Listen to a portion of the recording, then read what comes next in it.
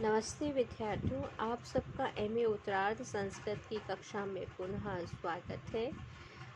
मैं डॉक्टर मीना जैन, राजकीय महाविद्यालय सिरोही सह आचार्य संस्कृत, आप सबका सत्र 2021-22 में स्वागत करती हूँ। हमारा महाविद्यालय मोहनलाल सुखाड़िया यूनिवर्सिटी से संबद्ध है। आज एमए उत्तरार्ध के चतुर्थ प्रश्न पत्र में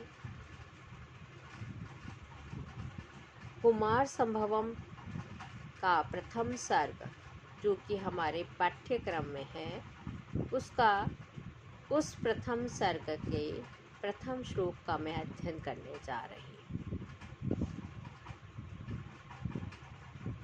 यह श्लोक इस प्रकार है। अस्ति उत्तरस्यां दिशि देवतात्मः हिमालयो नाम नगाधिराजः पूर्वापरौ तोयनिधि वघाय्य स्थितः पृथ्व्या इव मांडण्ड।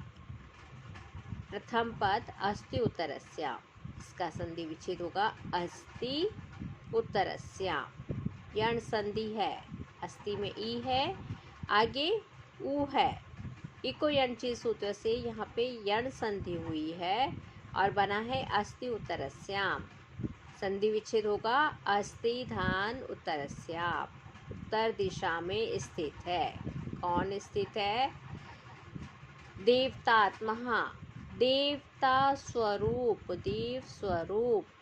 हिमालयो नाम नगाधिराज, हिमालय नामक नगाधिराज, नग कहते हैं पर्वत, पर्वतराज हिमालय स्थित है। किस तरह से स्थित है? पूर्वापरौ, पूर्व और पश्चिम, अपरौ यानी पश्चिम, अपर का अर्थ पश्चिम है। पूर्वापरौ, पूर्व और पश्चिम दिशा के, तोय निधि समुद्रों को, वघाह्य प्रवेश करके, अर्थात इन दोनों समुद्रों में प्रवेश करके, पृथ्व्या एव मानदण्डः, पृथ्वी के मानदंड के समान, आयाम परिच्छेदक दंड के समान स्थित अस्ति, विद्यमान है। यहाँ पे पर्वतराज को मापदंड के समान बताया गया है, मापदंड की कल्पना की गई है। और जैसे कि तराजू के दोनों ओर पलड़े होते हैं, तो यहाँ पे जो हिमालय है वह समुद्र बीच में मापदंड के समान स्थित है और दोनों ओर पूर्व और पश्चिम दोनों ओर जो समुद्र है वह उसके पलड़े हैं।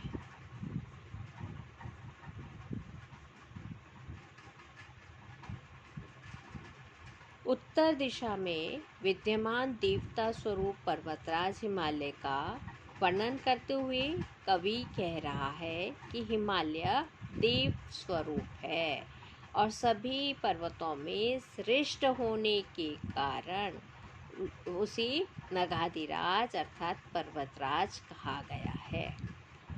वह पूर्वी समुद्र से लेकर पश्चिमी समुद्र के अंदर तक फैला हुआ है।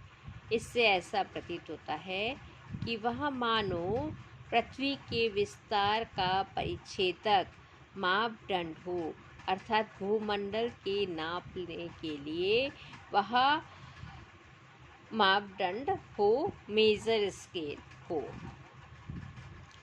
यहाँ पर उत्प्रेक्षा अलंकार है, क्योंकि पूर्व और पर समुद्र में प्रविष्ट हिमालय को पृथ्वी के मापदंड पैमाने के रूप में संभावना की गई है।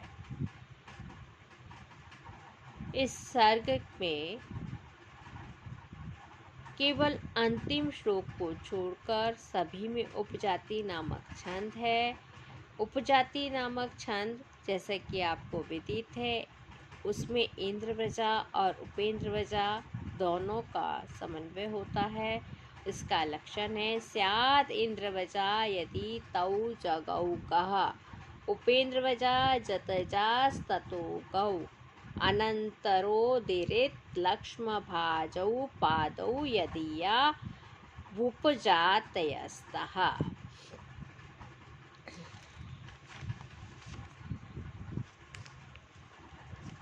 समास देखिए यहाँ पे, देवतात्मा, देवता आत्मा यस्य सः, हिमस्य आलय इति हिमालयः,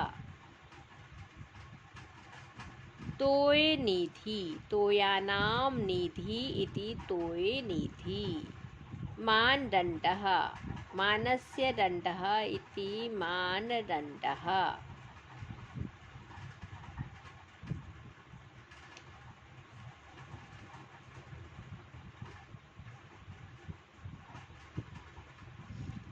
यहाँ पे श्लोक में, श्लोक का प्रारंभ अस्ति शब्द से हुआ है, अमांगलिक है एवं विष्णु का वाचक भी है। अकारो विष्णुरुद्दिष्टः, अतएव मंगलाचरण के रूप में इसे सर्वप्रथम रखा गया है। यद्यपि हिमालय का वर्णन आरंभ करके यहाँ वस्तु निर्देश किया गया है, फिर भी सर्वप्रथम अ के प्रयोग से कवि का मानसिक नमस्क्रियात्मक मंगलाचरण भी माना जा सकता है।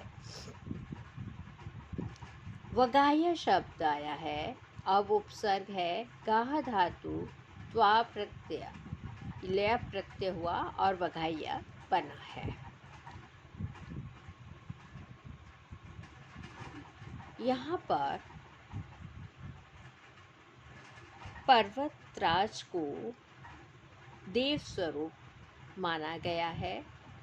भारतीय भावना ने इसी प्रकार के अन्य प्राकृतिक पदार्थों के प्रति अपना पूज्य भाव रखा है और उनमें देवत्व की स्थापना की है। इसीलिए पुराणों, हिमालय आदि प्राकृतिक पदार्थों के वर्णन के अवसर पर उनकी पत्नी, पुत्र, पुत्री आदि का भी वर्णन किया गया है। उन्हें भी मानव के समान ही सभी क्रियाएं करते एवं सुख दुखों का अनुभव करते हुए दिखलाया गया है। इस दृष्टि से हिमालय के लिए यह विशेषण सर्वथा उपयुक्त है। उत्तरस्यां दिशि, इस कथन से भी हिमालय के देवत्व और हिमालय पर्वत की को देवभूमि बतलाया गया है। देव शब्द का लक्षण है दिव्यति इति देवः। पुराणों में उत्तर को देवभूमि विशेषण से देवभूमि और दक्षिण को असुर भूमि, मध्य भाग को मानव भूमि कहा गया है। देवता पद में स्वार्थिक तल प्रत्यय है।